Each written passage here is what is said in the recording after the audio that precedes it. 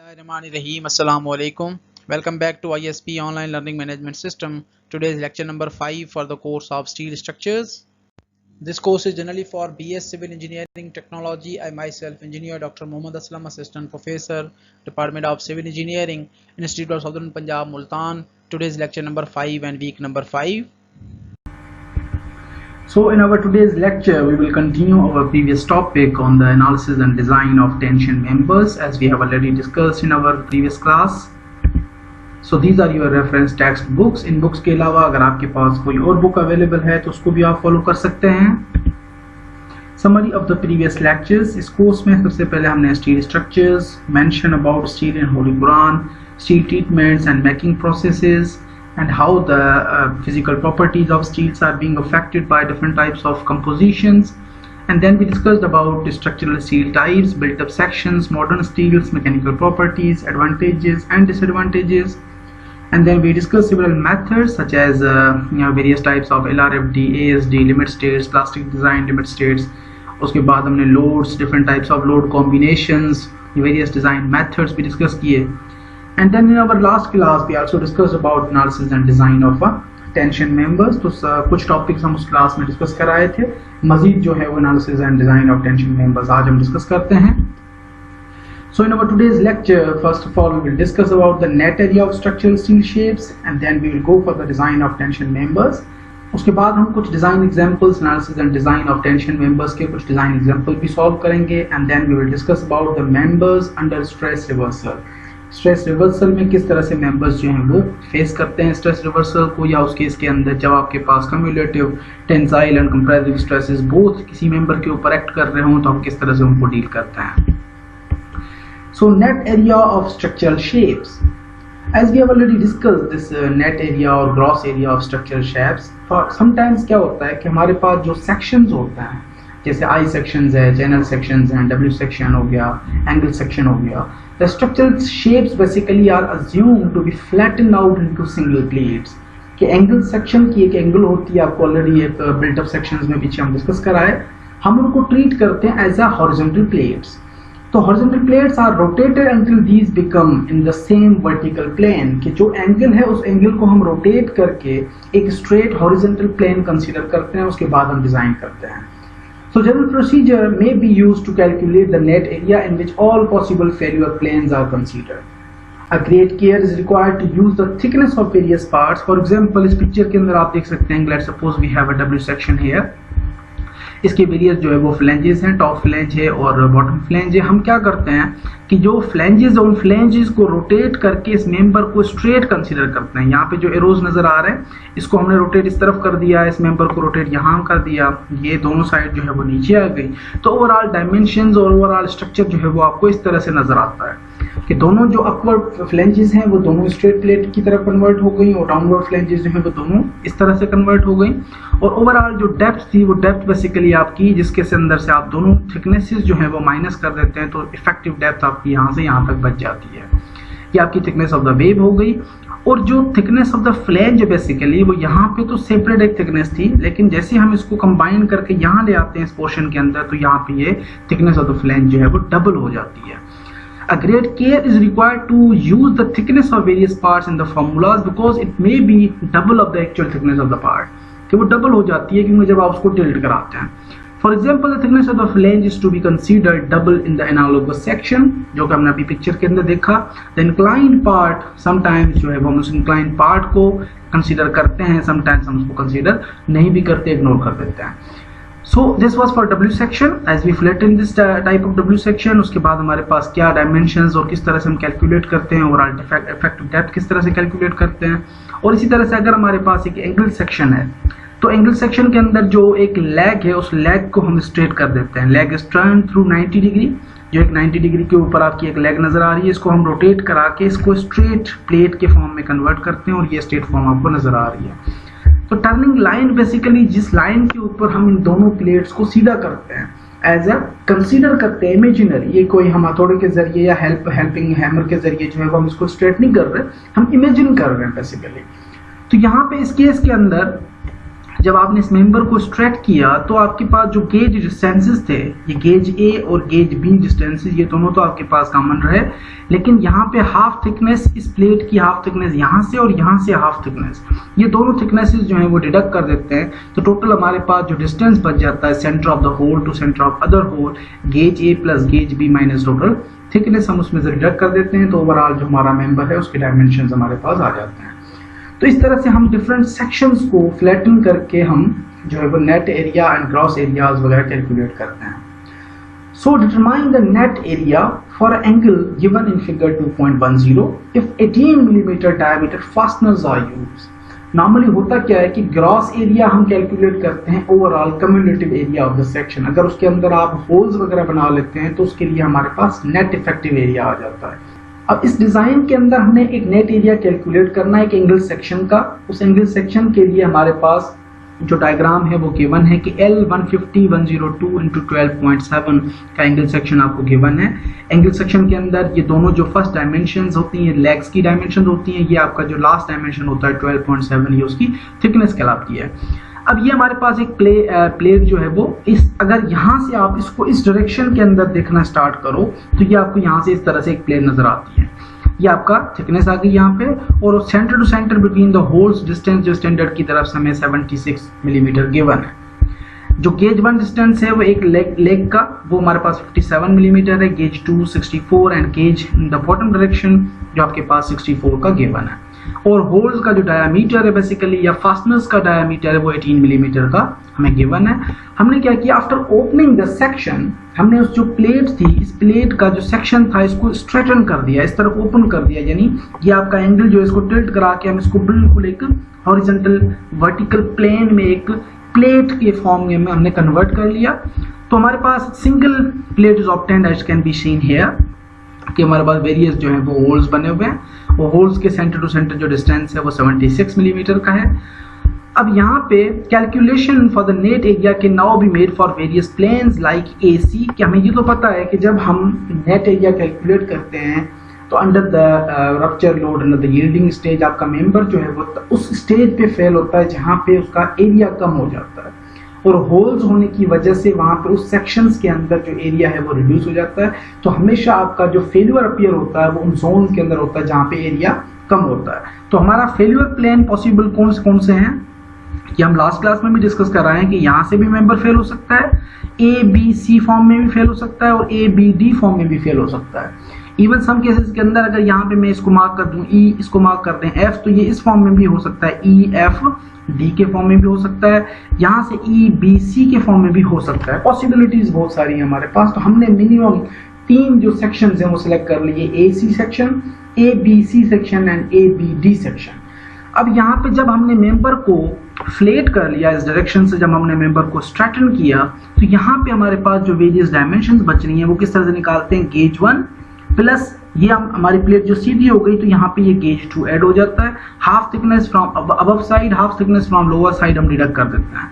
तो 51 जो है वो अबव डिस्टेंस था हमारे पास, सॉरी जो हमारे पास 57 था वो अबव गेज डिस्टेंस है, और 64 जो है वो लोअर गेज डिस्टेंस है, उसमें से हमने 12.7 थिकनेस उसकी डिडक्ट कर दी। तो टोटल यहाँ से लेके यहाँ तक जो हमारे पास डिस्टेंस बच जाता है वो 108.3 मिलीमीटर बच जाता है।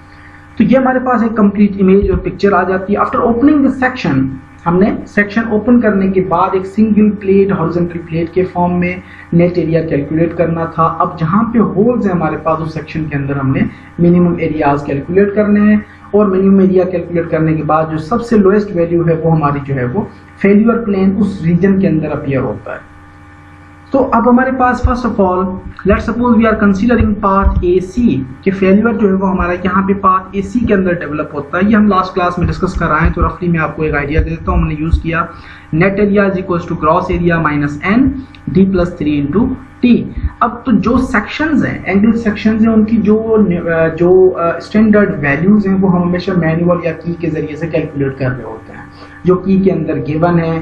तमाम AISC, LRFD, bridge design manual या LRFD जो है वो हमारे पास स्टील डिज़ाइन मैनुअल्स जो अवेलेबल हैं, उन मैनुअल्स से हम तमाम स्पेसिफिकेशन, जो चैनल सेक्शन आप यूज़ कर रहे हो, एंगल सेक्शन यूज़ कर रहे हो, तमाम प्रॉपर्टीज उसके अंदर अवेलेबल हैं, वहाँ से हम सेक्शंस की जो डिटेल्स हैं उनको एक्सट्रैक्ट करते हैं। तो ग्रॉस एरिया हमारे पास जो चैनल एंगल सेक्शन था उसका ग्रॉस एरिया 3060 है। नंबर ऑफ होल्स हमारे पास 2 हैं। Diameter of the fastener 18 millimetre plus 3 plus T जो है वो हमारे पास thickness of the angle plate already given है। तो यहाँ से हमारे पास टोटल जो वैल्यू है एरिया नेट एरिया वो 27 मिलीमीटर स्क्वायर आ गई। इसी तरह से अगर हमें पाथ्स ए बी सी और ए बी डी पाथ्स की बात करें तो ये हम ऑलरेडी लास्ट क्लास में डिस्कस कराएं। Gross area minus N number of holes या number of fasteners d plus 3 into t plus sum of distances and staggered distances and जो है वो gauge distances हैं into thickness। तो ये तमाम वैल्यूज जब हमने पुट की, एक एरिया हमारे पास 27 मिलीमीटर स्क्वायर आ गया, दूसरा एरिया जो है वो 16 मिलीमीटर स्क्वायर आ गया। जो लोएस्ट एरिया है दैट एरिया बेसिकली जो है वो कंट्रोल्स द सेक्शन, यानी कि वहाँ पे आपका जो फेल्यूर है वो अपीयर होने के चांसेस ज़्यादा हैं बनस्बत अदर जोन के।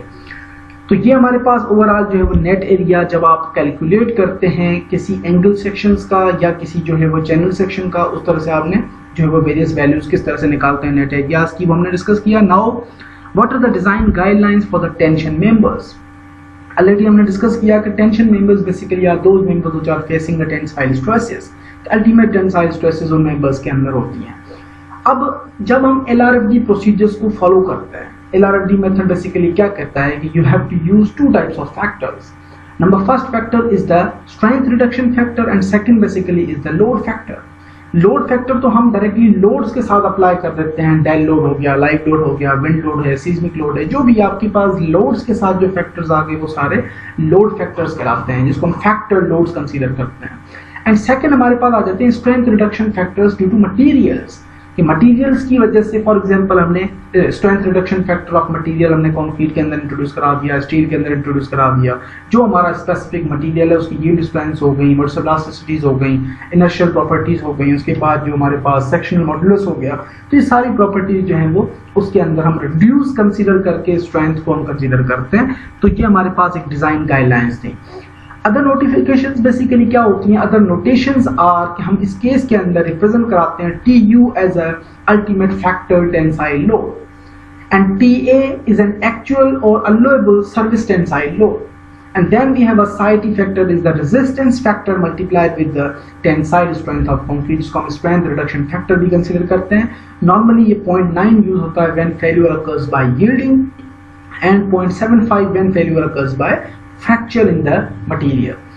And then Tn basically is representing the nominal strength of the tension member and psi t Tn basically is the expected strength to be designed in the LRFD design procedure, जिसको हम nominal strength को psi t यानी कि reduce करके consider करते हैं, जिसको हम design strength basically कहते हैं।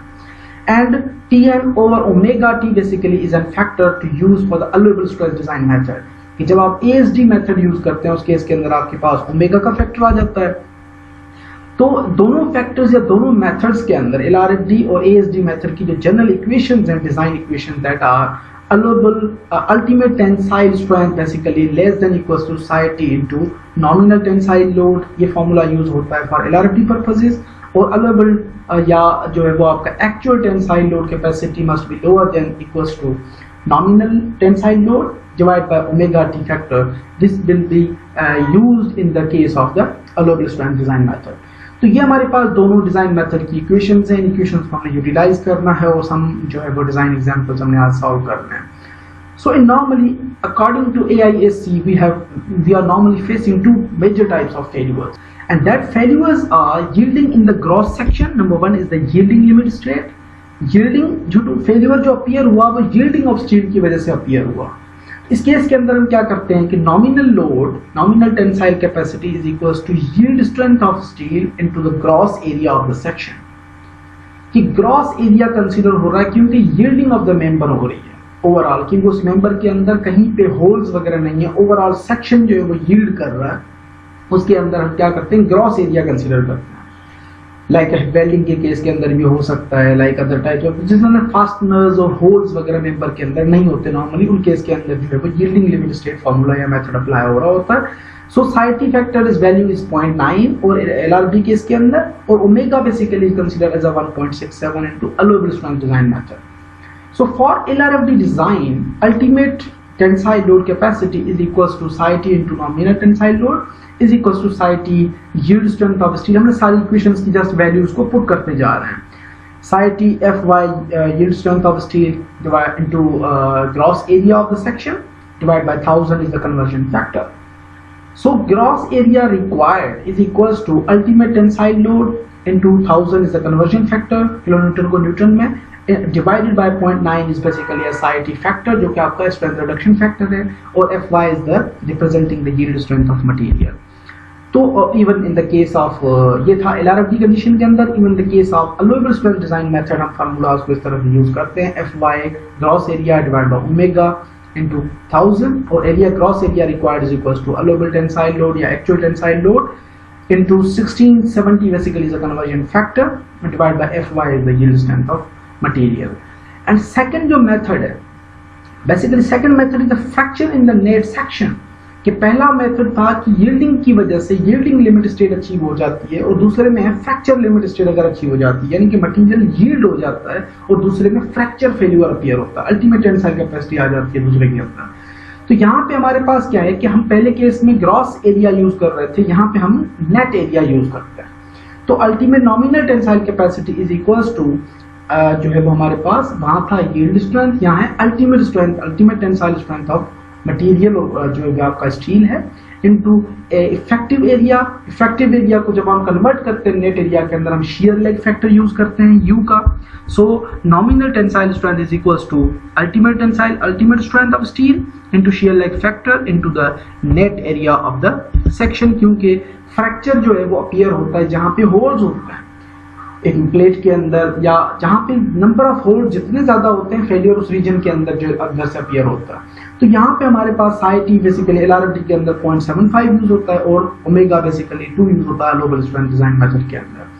सो फॉर LRFD डिजाइन हमारे पास जो डिजाइन इक्वेशंस हैं, ultimate tensile capacity is equals to आपका SIT FU, U basically is an जो है वो आपका ओमेगा शेयर लेग फैक्टर है, R basically is the ratio of net area and gross area divide by 1000 is the conversion factor.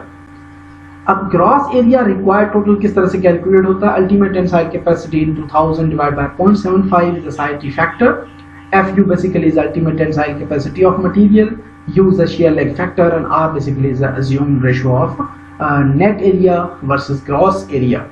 तो अब इन तमाम equations को यूज करके हम अपने मेथड को सॉल्व करते हैं। ग्रॉस एरिया आ गया, उसके बाद जो है वो फॉर अलोएबल स्ट्रेंथ डिजाइन मेथड आपके पास दोनों वेरियस इक्वेशंस आ गई कि एक्चुअल लोड और अलोएबल लोड आप किस तरह से कैलकुलेट करते हैं, then we calculate about the gross area of the section. Now analysis of a tension member. The term analysis means to calculate the maximum tensile load that may be applied on a particular member whose dimensions and sizes are already known। कि हम analysis, एक होता है analysis यानी कि हमारे पास वो member कितनी अल्टीमेट टेंसाइल कैपेसिटी जो है वो जो बियर कर सकता है, और सेकंड के अंदर हम करते हैं डिजाइन जिसके अंदर जो है वो हमें अल्टीमेट टेंसाइल कैपेसिटी या ultimate capacity of the member given होती है, हम उसके अंदर जो है वो अपना एक सेक्शन प्रपोज करते हैं। So for the analysis of the tension member, we have a design example here. First design example related to the analysis of a tension member. So first of all, calculate the factor load capacity of a double channel section of A36 steel according to AISC LRFD specifications. अब यहाँ पे हमने क्या calculate करना है, factor load capacity, load carrying capacity of tension member calculate करनी है। सो A36 basically क्या होता है, A36 जो है वो LRFD डिजाइन बुक मैनुअल के अंदर जब आप जो है स्पेसिफिकेशंस चेक करते हो, even the front pages, first जो 2-3 पेजेस हैं उनके अंदर सारी जो डिजाइन है रिगार्डिंग द A36 स्टील की आपकी यील्ड स्ट्रेंथ क्या होती हैं, प्रॉपर्टीज क्या होती हैं, किस टाइप ऑफ स्टील का वो मटेरियल बना हुआ है, उसके अंदर अल्टीमेट स्ट्रेंथ क्या होती है, वो सारी चीजें स्पेसिफिकेशंस वहाँ पे मैनुअल के अंदर गिवन है, इवन फर्स्ट फ्यू जो पेजेस हैं उनके अंदर। और हम उन सेक्शंस को किस तरह से यूटिलाइज करते हैं और किस तरह से हम अल्टीमेट वैल्यूज को फाइंड आउट करते हैं, इसलिए तमाम जो सेक्शनल प्रॉपर्टीज हैं वो वहाँ पे गिवन होती हैं। स्टील किस मटेरियल का बना हुआ है, क्या उसकी कंपोजिशन है, उस हिसाब से हमने जो चूज किया है यहाँ पे इस एग्जांपल के अंदर वो हमने A36 स्टील यूज किया है। इसकी तमाम स्पेसिफिकेशन जो है वहाँ पे मैनुअल डिजाइन के अंदर गिवन है। So the member is 5 metre long and consist of 2 channel section. 2CS is representing 2 channel sections whose dimensions basically are 200 into 20.5. जब आप चैनल सेक्शन की जो रिप्रेजेंटेशन होती है वो इस तरह से होती है कि जो फर्स्ट डायमेंशंस होते हैं या फर्स्ट जो वैल्यूज होती हैं वो बेसिकली उसकी ओवरऑल डेप्थ को बता रहे होते हैं, और सेकंड जो है वो उसका वेट बता रहा होता है किलोग्राम पर मीटर के हिसाब से। So with flanges turn out, flanges जो है वो उसकी, and the clear gap of 100 millimetres, कि दो चैनल जो है वो बिल्टअप सेक्शन के अंदर आपने प्रिपेयर किया है, दोनों बैक टू बैक लगे हुए हैं, और बैक टू बैक के दरमियान जो क्लियर गैप है दोनों चैनल्स के दरमियान वो आपका 100 मिलीमीटर का है। Assume that there are 2 15 millimetre rivets, कि दो 15 मिलीमीटर के रिवेट्स लगाए गए हैं for each channel at any cross section, 1 in each flange. ये हमारे पास दो जो है वो हमने रिवेट वगैरह यूज किए हैं 15 मिलीमीटर डायल के, और एट एवरी सेक्शन जो है वो कम से कम जो है एक अपना जो है वो आपका जो फास्टनर है वो पास हो रहा है वहां से, 1 इन ईच फ्लैंज, और shear lag factor basically is equals to 0.8, हम कंसीडर कर रहे हैं 0.8। Now solution. अब सॉल्यूशन के अंदर हमारे पास जो क्वेश्चन में डिटेल्स थी कि we are using channel section of 200 into 20.5, हमने ये चैनल सेक्शन जो है वो अपने ब्रिज डिजाइन का जो स्टील डिजाइन का जो मैनुअल है उसके अंदर हमने सर्च किया। In manual I think the third column is about the gross area, कि उस मैनुअल के अंदर जब आप ये सेक्शन चूज कर लेते हो थर्ड कॉलम जो है वो अराउंड ग्रॉस एरिया को रिप्रेजेंट करा रहा होता है, तमाम वैल्यूज उसके अंदर गिवन है। हमने वहां से जो है वो gross area of this section 200 by 20.5 का चूज किया। हमने जो डबल सेक्शन हम यूज कर रहे हैं, दो चैनल सेक्शंस हैं, तो total gross area is equals to 2 into 2610 is equals to 5220 millimetre square, and shear leg factor as we have given here, shear leg factor हमारा 0.8 के बराबर है। अगर shear factor आपको गिवन नहीं होता तो उस केस के अंदर आप page number 98 in the bridge जो आपका स्टील डिजाइन मैनुअल है उनके अंदर आप वैल्यूज में से कैलकुलेट कर सकते हैं। नॉर्मली जो shear leg factor है उसके 4 पॉसिबल क्राइटेरियाज गिवन है। First of all which is section, which type of section you are using, कि किस टाइप ऑफ सेक्शन को आप यूज कर रहे हैं उसके लिए shear leg factor की आपको वैल्यू चाहिए। सिंगल एंगल सेक्शन है, डबल एंगल सेक्शन है, चैनल सेक्शन है, डब्ल्यू सेक्शन है। उसके बाद सेकंड जो क्राइटेरिया है कि how many holes are in the section, कि सेक्शन जो आपने चूज किया उसके अंदर कितने आप होल्स प्रोवाइड कर रहे हो। थर्ड, उसकी कोई स्पेसिफिक रिक्वायरमेंट्स हैं, एज पर डिमांड कोई स्पेशल चीजें उसके अंदर अरेंजमेंट रिक्वायर्ड है। And then we have one fourth condition, shear leg and you की जो वैल्यूज हैं वो हमें वहां पे गिवन है, उन वैल्यूज में से हम अपनी वैल्यू कोई चूज भी कर सकते हैं। यहाँ पे हमारे पास जो यू की वैल्यू गिवन है ऑलरेडी वो हमने चूज की 0.8। So now clear gap already given है हमें, जो 100 मिलीमीटर का क्वेश्चन के अंदर बताया गया। So net area is equals to gross area minus n into D plus 3 into T F. अब ये हमारा जो फॉर्मूला है नेट एरिया का, हम ऑलरेडी जो पीछे डिस्कस करा है एग्जांपल्स उनके अंदर यही फॉर्मूला हमने यूज किया है। ग्रॉस एरिया ऑलरेडी हमारे पास है, डी भी हमारे पास है, नंबर ऑफ होल्स भी हमारे पास हैं। उसके बाद जो है T F basically thickness of the flange नहीं है। Again thickness of the flange आप दोबारा उसी मैनुअल के अंदर टेबल में से काफी चीजें आपको मिलती हैं, उन काफी चीजों के साथ साथ आपको टी एफ की वैल्यू भी इस रिक्वायर्ड जो चैनल सेक्शन है इसके लिए वहां से आपको मिल जाती है। सो मजीद क्या चीजें हमें टेबल के अंदर से मिल जाती हैं वहां पे जो मैनुअल के अंदर, डेप्थ भी हमें वहां से फाइंड आउट हो जाती है, एरिया भी हो जाता है, बी एफ की value, breadth of the flange, उसके बाद थिकनेस ऑफ द फ्लैंज मिल जाती है, थिकनेस ऑफ द वेव भी हमें मिल जाता है, सेक्शन मॉडुलस की वैल्यूज भी मिल जाती हैं, मोमेंट ऑफ इनर्शिया की वैल्यूज मिल जाती हैं। उसके बाद R X and R Y की वैल्यूज भी मिलती हैं, तो जिनसे जो है वो बाद में हम कैपेसिटीज वगैरह को कैलकुलेट करते हैं। तो thickness of the flange basically हमने जो चूज किया, हमें जो टेबल से वैल्यू मिली वो मिली 9.9।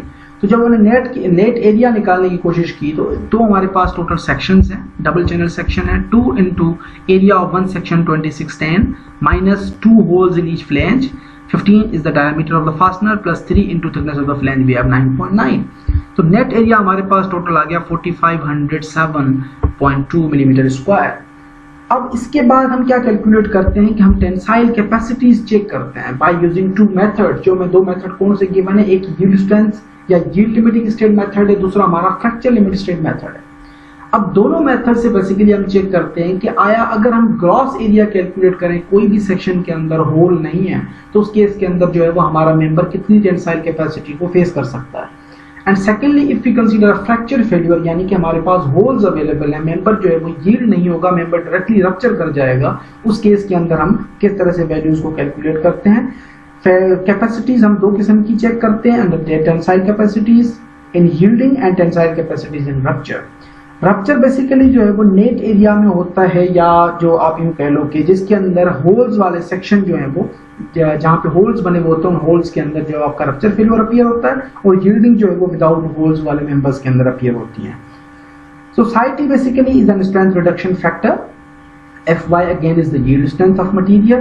अब एज पर जो क्वेश्चन के अंदर डिटेल थी A36 स्टील की जो yield strength की वैल्यू है वो around, now Fy basically is the yield strength of material। जो हमने A36 स्टील यूज किया, उस A36 स्टील की जो yield strength है वो 250 होती है, और 250 हमने वहां से चूज किया, और उसी A36 स्टील की जो अल्टीमेट कैपेसिटी है बेसिकली वो 400 से लेके 450 की रेंज के अंदर होता है। हम उसमें से कोई भी रेंज चूज कर सकते हैं, कोई भी वैल्यू 400 हमने चूज कर ली। तो फर्स्ट केस के अंदर आप देखिए यहाँ पे कि psi t basically is a 0.9 strength reduction factor, yield strength of steel as per A36 standard we have 250, gross area एक सेक्शन का हमारे पास चैनल सेक्शन का 2610 है, और हमने 2 से मल्टीप्लाई किया क्योंकि हमारे पास 2 सेक्शन है, बिल्टअप सेक्शन है, divide by 1000 is the conversion factor. तो तमाम जो वैल्यू आ गई हमारे पास वो 1174.5 किलो न्यूटन आ गई। कि अगर हम यील्डिंग के केस के अंदर अल्टीमेट कैपेसिटी को चेक करते हैं तो टोटल कैपेसिटी जो है वो अराउंड 1175 किलो न्यूटन का लोड जो है वो कैरी कर सकता है मेंबर। नाउ आते हैं अल्टीमेट स्ट्रेंथ के ऊपर, कि अगर अल्टीमेट टेंसाइल कैपेसिटी को चेक करें तो अल्टीमेट टेंसाइल कैपेसिटी का फॉर्मूला जो है वो psi t ultimate tensile strength of material, U is the shear lag factor, और यहाँ पे जो है वो हमारे पास नेट एरिया आ जाता है। अब यहाँ पे नेट एरिया है अल्टीमेट लोड के साथ, और यहाँ पे आपका जो यील्ड स्ट्रेंथ है उसके साथ ग्रॉस एरिया आ जाता है। तो नेट एरिया, अब यहाँ पे हमारे पास जो psi t factor in the case of ultimate condition वो है फैक्टर हमारा 0.75 स्ट्रेंथ रिडक्शन फैक्टर। 400 to 450 के दरमियान जो है वो आपकी ultimate tensile capacity of material very कर रही होती है स्टील की, हमने 400 चूज की। शियर लेग फैक्टर क्वेश्चन के अंदर गिवन है 0.8 का। नेट एरिया हमारे पास 4507 जो ऑलरेडी हम यहाँ पे कैलकुलेट कराएं, तो हमने वैल्यू यहाँ पे पुट की, तमाम जो कैपेसिटी की वैल्यू आई वो आई 1081.7 किलो न्यूटन। तो दोनों हमने जो टेंसाइल कैपेसिटीज निकाली उनमें से लेसर वैल्यूज जो है वो हम उसको कंसीडर करते हैं। अब जब लेसर वैल्यूज को हमने कंसीडर किया उसके बाद हम मजीद डिजाइन को आगे लेके चलते हैं। Now after checking the capacity we have to verify और check 3 other parameters. Number 1 is the load carrying capacity of the member, and secondly हम सिलेंडरनेस रेशियो को चेक करते हैं कि L ओवर R का जो रेशियो है बेसिकली वो L ओवर R की जो वैल्यू है सिलेंडरनेस रेशियो है वो आपकी लेसर देन 300 होनी चाहिए in terms of tension members, लेकिन in terms of compression member वो L ओवर R जो है वो आपका 200 से कम होना चाहिए। And third condition basically is B minimum, कि minimum width of the section कितना होना चाहिए, विड्थ ऑफ द फ्लेंज। अब मिनिमम बी बेसिकली जो है हम लेते हैं वो कितनी मिनिमम वैल्यू होनी चाहिए, ये हम टेबल से भी चूज कर सकते हैं, टेबल से भी हमें वैल्यू इसकी मिल जाती हैं, और इसके लिए हमारे पास जो है वो कुछ कंडीशंस या फार्मूलाज भी अवेलेबल है। अब यहाँ पे हमारे पास हमने सेक्शन की जो अदर वैल्यूज निकाली, वहां से हम जो की से या मैनुअल से हमने जो वैल्यूज चूज की, I Y about the individual centroid, कि एक सेक्शन का जो आई वाई की वैल्यू है वो 63.7 × 10⁴ है, जो कि मैं डिजाइन मैनुअल से मिल गई। अब मैं अगर एक सेक्शन चूज करता हूँ, एक सेक्शन चूज करते हैं तो इसका जो सेंट्रॉइड है वो यहाँ कहीं आ रहा होता है सेंटर के अंदर, क्योंकि ये नॉन सिमेट्रिकल सेक्शन है। अब इसके अंदर जो हमारा डिस्टेंस है एक्स का, वो एक्स का डिस्टेंस यहाँ से इस वॉल से लेके यहाँ तक का जो डिस्टेंस है that distance basically is known as X. तो अब ये एक्स बेसिकली आपका 14 मिलीमीटर यानी कि सेंट्रॉइड कहलाता है, जो कि डिजाइन मैनुअल के अंदर हमें आई वाई की वैल्यू मोमेंट ऑफ इनर्शिया की गिवन है, जो कि 63.7 × 10⁴ है। इसका मोमेंट ऑफ इनर्शिया हमें वहां पे, और सेंट्रॉइड डिस्टेंस जो है वो वहां पे गिवन है। लेकिन हमारा जो सेक्शन है बेसिकली वो 2 चैनल सेक्शन का कम्युलेटिव बना हुआ है। उस केस के अंदर हमारे पास जो सेंट्रॉइड है वो इस ऑब्जेक्ट का कंप्लीटली चेंज हो जाता है, क्योंकि यहाँ पे सिमेट्रिकल सेक्शन, अगर आप यहाँ से कट करते हो सेक्शन को तो ये आपका 2 इक्वल हाफ्स के अंदर डिस्ट्रीब्यूट हो जाता है। उस केस के अंदर हमारा सेंट्रॉइड जो है वो यहाँ कहीं लाए हो रहा होता है। अब जब हमें आई वाई वाई जो moment of inertia in terms of Y axis हम कैलकुलेट करते हैं for the built up sections, we have 2 channel sections, so 2 we have multiplied outside out of the bracket. 63.7 × 10⁴ हमारे पास एक सेक्शन का moment of inertia है, plus असल में इसका फॉर्मूला क्या है, आई Y plus A k square. I Y basically is a moment of inertia for single unit, area basically is a जो आपका ग्रॉस सेक्शन का एरिया है, ग्रॉस एरिया जो आपने कैलकुलेट किया, 2 आपका बाहर से मल्टीप्लाई है, तो इस वजह से हमने अंदर 1 सेक्शन का एरिया रखा है। अब यहाँ पे हमारे पास आ जाता है के स्क्वायर बेसिकली। अब यहाँ पे सेंट्रॉइड जो है वो सेंट्रॉइड डिफरेंट हो जाता है, क्योंकि आपका सेंट्रॉइड अब यहाँ से आ गया। यहाँ पे लेट सपोज हम अज्यूम करते हैं कि ये जो डिस्टेंस था हमारा, ये सेक्शन जो गिवन था क्वेश्चन के अंदर, वो 100 मिलीमीटर का गिवन था, तो सेंट्रॉइड हम 50 मिलीमीटर के ऊपर कंसीडर करते हैं। तो 50 मिलीमीटर आपका ये डिस्टेंस हो गया, और यहाँ से इस वॉल से लेके इसका जो ओल्ड सेंट्रॉइड था वो डिस्टेंस हमारे पास 14 मिलीमीटर था, जो एक्स की वैल्यू हमें गिवन है यहाँ पे। तो ये टोटल हो गया 50 फ्रॉम द सेंट्रॉइड से इस वॉल तक, और 14 जो है वो आपका आगे आ गया। तो ए एरिया प्लस के स्क्वायर जो है वो आपका सेंट्रॉइड से लेके ओल्ड सेंट्रॉइड तक का जो डिस्टेंस है, that distance basically is known as k distance. तो हमने यहाँ पे तमाम वैल्यूज को पुट किया, तो I Y basically for the built up section we got 2265.5 into 10 डेज पावर 4। अब ये वैल्यूज आ गई। अब हम क्या करते हैं कि रेडियस ऑफ गायरेशन कैलकुलेट करते हैं, R Y basically the radius of gyration. R X की वैल्यू भी आप कैलकुलेट कर सकते हैं फ्रॉम टेबल के अंदर सारी चीजें गिवन है। हमने आर एक्स की वैल्यू जो है वो अराउंड टेबल के अंदर से आपको 100 की वैल्यू मिल रही होगी अगर आप चेक करें वहां पे। तो लेकिन आर वाई हम यहाँ पे वाई के लिए कैलकुलेट करते हैं, क्योंकि वाई हमने जब दोबारा मोमेंट ऑफ इनर्शिया कैलकुलेट कर लिया, तो मोमेंट ऑफ इनर्शिया 2265.5 इंटू 10 डेज power 4 divide by total area, जो ग्रॉस एरिया है, 2 सेक्शंस हैं, एक का एरिया हमने डिस्ट्रीब्यूट कर लिया। R Y we got basically radius of gyration is equal to 65.88 millimetre. और आर एक्स की वैल्यू अगर आप अपने मैनुअल में से चेक करें तो आर एक्स की वैल्यू आ रही होगी 100। तो हम नॉर्मली क्या करते हैं, हम मिनिमम वैल्यू दोनों में से जो है वो चूज करके हम अपना L ओवर R का रेशो या फार्मूला जो है उसको चेक कर रहे होते हैं। अगर मिनिमम वैल्यू जो है वो जस्टिफाई कर रही है, तो ऑफकोर्स जो हायर वैल्यू है वो जस्टिफाई कर रही होगी हमारे कंडीशंस को।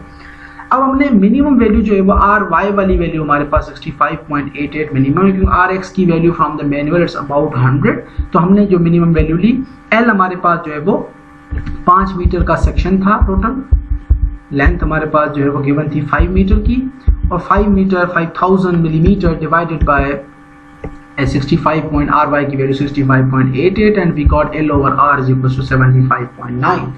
और ये वैल्यू आपकी लेस देन 300 होनी चाहिए, तो आपका सेक्शन जो है will be considered as a safe, otherwise जो है वो आप उसको रिवाइज करेंगे। नाउ BF कि हमारे पास मिनिमम जो है वो BF कितना होना चाहिए, कि मिनिमम BF का फार्मूला जो है वो कितना है 2.5D प्लस 16, एक ये कंडीशन है। दूसरा जो है वो B minimum is equal to 3.45 या 3.45 इंटू D प्लस 18।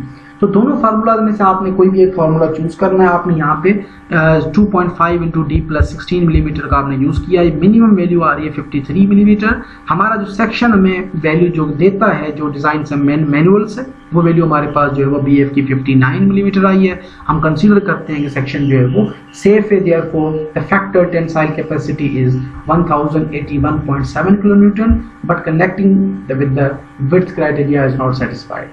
कि हमने विड्थ वगैरह डायमेंशंस की हमने कोई बात नहीं की, जो ओवरऑल हमारा सेक्शन है, मेंबर है, वो 1081.7 किलोन्यूटन का लोड जो है वो बियर कर सकता है अंडर टेंसाइल कैपेसिटी। तो दिस